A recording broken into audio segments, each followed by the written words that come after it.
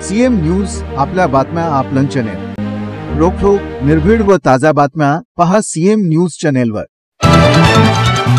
सातारा जिल्हा आणि अनेक जिल्हे असे आहेत महाराष्ट्रातील सगळे की त्याच्यामध्ये मुली आणि महिला बेपत्ता होण्याचं प्रमाण खूप वाढलेलं आहे आणि त्यांचं पुढे जाऊन काय होतंय किंवा त्याचा तपास कितीपर्यंत लागतोय, किती पोलीस यंत्रणा प्रामाणिकपणे काम करते आणि महिला आयोगामार्फत किंवा इतर काही संघटनांच्या मार्फत काय नक्की त्या महिला आणि मुलींचं पुढे होतंय ह्याचं अजूनही एवढं म्हणावं असं त्याचा हे झालेलं नाही। म्हणजे काय त्याला म्हणतो आपण की काही मुली महिला आत्महत्या करतायत, डेड बॉडी सापडते तिथपर्यंत ठीक आहे, त्याच्यानंतर वाम मार्गाला काही मुली लागल्या जात आहेत, काहींना विक्री केली जाते, असे पण काही प्रकार घडलेले आहेत आणि काही ठिकाणी चुकीच्या प्रेम प्रकरणातनी अडकून त्यांचं सुद्धा पुढे जाऊन काय होतं हे खूप गांभीर्याचा विषय आहे।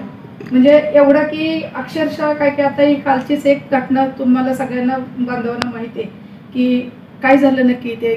मग अशा उच्च शिक्षित महिला सुद्धा मुली सुद्धा जर हे आहेत म्हणजे त्यांना सुरक्षा मिळू शकत नाही तर मग आपली यंत्रणा कमी पडते का किंवा काय अशा प्रकारचे प्रश्न उत्पन्न झालेत। विषय असा आहे की हा राजकीय विषय नाही आहे, हा सामाजिक विषय आहे आणि ह्याच्यामध्ये तुम्ही आम्ही सगळ्यांनी मिळून ह्याच्या विरोधात एक लढा तयार केला पाहिजे। एकटं फक्त पोलीस यंत्रणेचं, एकटं फक्त गृहमंत्री, एकटं फक्त सरकारचं काम नाहीये, तर ही सुरुवात आहे ही आपल्या घरापासून झाली पाहिजे।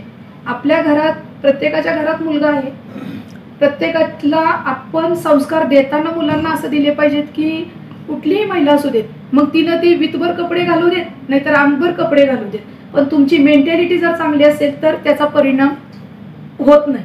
कुणीही एखादी अगदी मी म्हणते ठीक आहे आताचं बिभत्सपणा पण खूप आढळून येतोय, तोही काही अंशी कारणीभूत असू शकतो, मी त्याचं समर्थन करत नाही, परंतु त्याचबरोबर आपली मानसिकता, आपल्या मुलांची मानसिकता समाजात वावरताना चांगली झाली पाहिजे की पुढं कुठलीही मुलगी असू दे ती आपल्या बहिणीप्रमाणे, आईप्रमाणे किंवा घरातल्या आपण जे नातेसंबंध महिलांशी जोपासतो तशा पद्धतीनं त्या आपल्याशी मुलांच्या मनात असे विचार उत्पन्न झाले पाहिजे।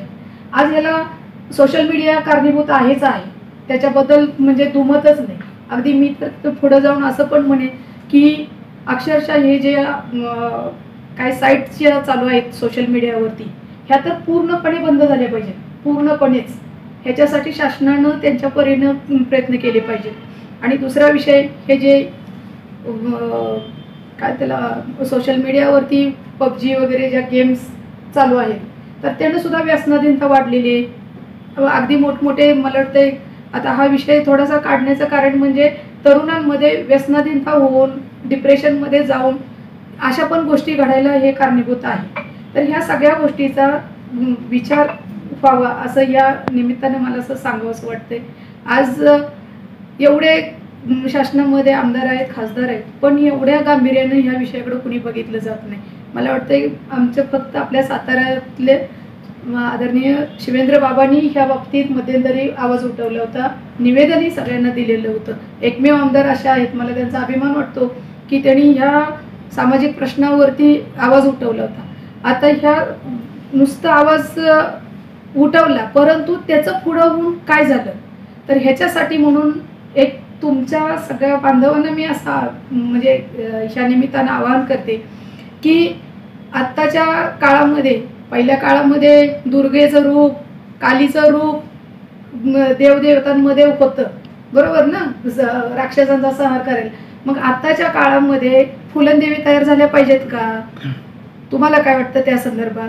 कारण एखादा जर महिलेवरती अत्याचार झाला, एखाद्या मुलीवर अत्याचार झाला तर त्याला वाचा पडणारे तुम्ही सगळी मंडळी, तुमचा ह्याच्यात सगळ्यात जास्त सिंहाचा वाटा पाहिजे ना की राजकीय तिथं कुठलंही कुणाचाही दबावाला बळी पडता कामा नये कुठल्याही गोष्टीला। म्हणजे मी तुमच्यावरती आक्षेप येते असा विषय नाहीये, कृपा करून तसा गैरसमज करू नका। फक्त मी असं म्हणते की आज तुम्ही भाऊ म्हणून शिनी त्या पीडित महिला, पीडित मुली त्यांच्या पाठीमागे तुम्ही खंबीरपणे उभं राहिलं पाहिजे आणि तुम्ही आवाज उठवला पाहिजे ह्या संदर्भात। आम्ही तुमच्या बरोबर कायम आहे आणि ह्या गोष्टींमध्ये कुणीही असू देत, मग तो कोणाचा घरचा म्हणजे पुढारी असू देत किंवा कुठल्या एखाद्या राजकीय पक्षाचा पदाधिकारी असू देत, ह्यांना कोणालाही पाठीशी न घालता प्रामाणिकपणे त्या महिलेचं किंवा त्या मुलींचं पाठीमागं आपण खंबीरपणे राहिले पाहिजे, अशा या निमित्तानं मी सांगते.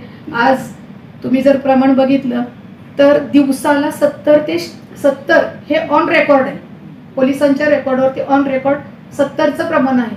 परंतु त्याच्याही पलीकडे असू शकते, त्याचा अजूनही म्हणजे काही केसेस होतात, काही अशाच दाबल्या जातात, काही जरा म्हणजे सामाजिक हनन होतं किंवा त्याच्यासाठी म्हणून लोक पुढं येत नाहीत आणि केसेस करत नाहीत, किंवा आमची मुलगी जर बेपत्ता झाली तर आम्ही का केस करायचे, आमची बदनामी होती, तर सामाजिक ह्याच्यामधून ते करत नाहीत. मग अशा कितीतरी घटना घडत चाललेल्या आहेत. आता आजचा कालचा पेपर बघा, आजचा पेपर बघा, प्रत्येक न्यूज पेपरमध्ये तुम्हीच लोक छापताय सगळ्या न्यूज, प्रत्येक पेपरमध्ये एक एक तरी बातमी आहेच आहे.